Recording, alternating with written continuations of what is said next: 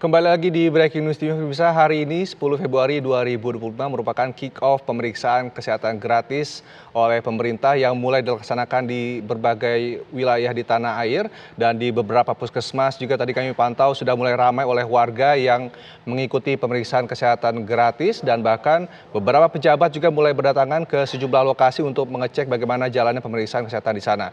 Dan untuk membincangkannya bagaimana jalannya pemeriksaan kesehatan gratis kali ini, masih bersama kami Dr. Susi Maria, spesialis penyakit dalam.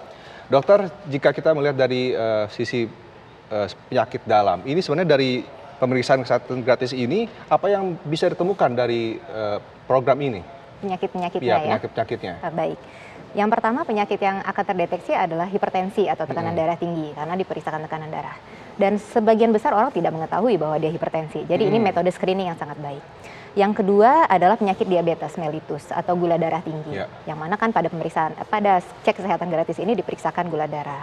Lalu penyakit kolesterol tinggi atau dislipidemia juga termasuk.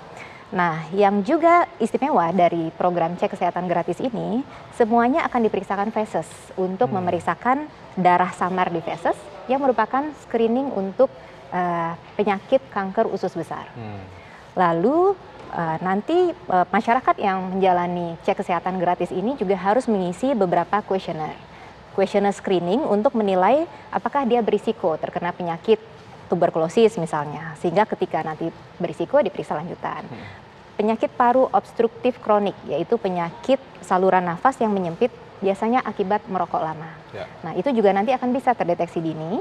Dan juga penyakit kanker untuk perempuan, kanker payudara, karena akan dilakukan pemeriksaan klinis payudara. Kalau misalnya di fasilitas kesehatan tempat dilaksanakan cek kesehatan gratis ini tersedia alat USG, juga akan langsung dilakukan USG.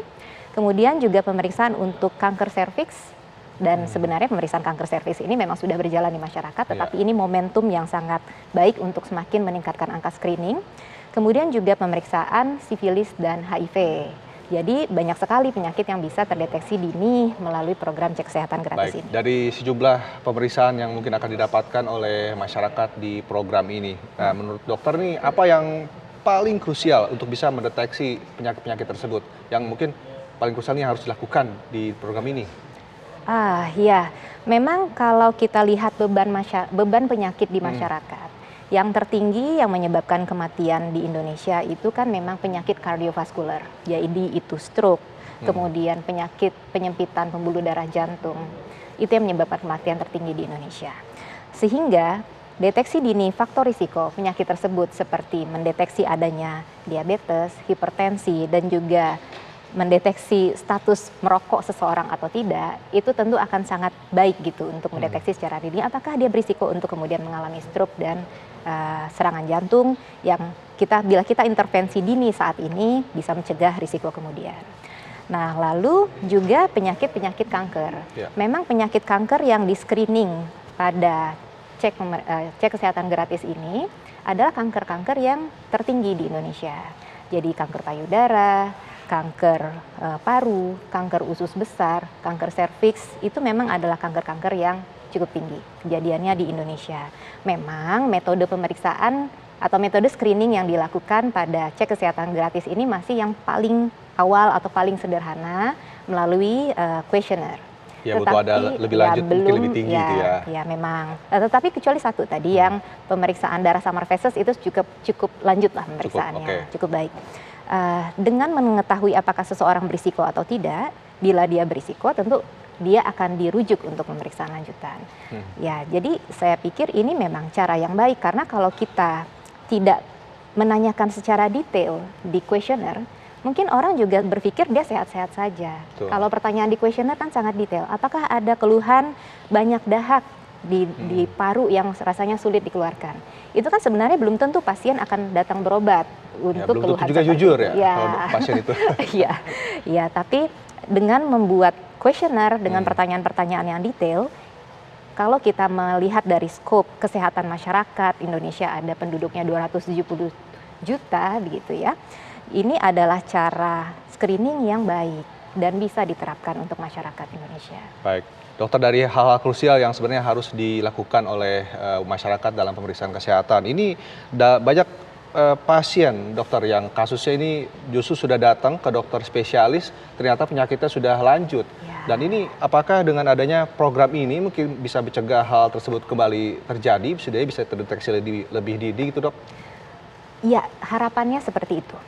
Ketika orang datang begitu ya, sudah dengan diagnosis diabetes ke dokter spesialis terutama, sebenarnya mungkin dia sudah diabetes dari 5-10 tahun yang lalu. Dan mungkin dia tidak ada gejala di fase-fase awal. Jadi gejala seperti sering lapar, sering haus, sering kencing itu baru muncul belakangan ketika sudah tinggi sekali. Jadi kalau terdeteksi seperti ini di awal dan dia diterapi dari awal, tentu komplikasi-komplikasi diabetes yang terjadi belakangan itu harapannya bisa dicegah. Kemudian juga penyakit seperti kanker. Kalau kanker di stadium dini, tindakan terapinya mungkin akan lebih sederhana atau lebih mudah, lebih mungkin untuk mencapai kesembuhan pada kanker. Sedangkan realitanya di Indonesia saat ini, pasien kanker terdeteksinya di dokter spesialis itu sudah di stadium lanjut, yang mana mungkin dia sudah tidak bisa dioperasi lagi, kankernya juga tidak bisa untuk menghasilkan kesembuhan, cure gitu ya, tapi cuma untuk meringankan atau mengecilkan ukuran seperti itu. Jadi memang sangat baiklah. Baik, tampaknya tapi setidaknya bisa mengurangi atau menambah, bisa mendeteksi lebih dini penyakit-penyakit tersebut, agar tidak mungkin saat datang ke dokter spesialis ternyata sudah lanjut penyakitnya. Baik.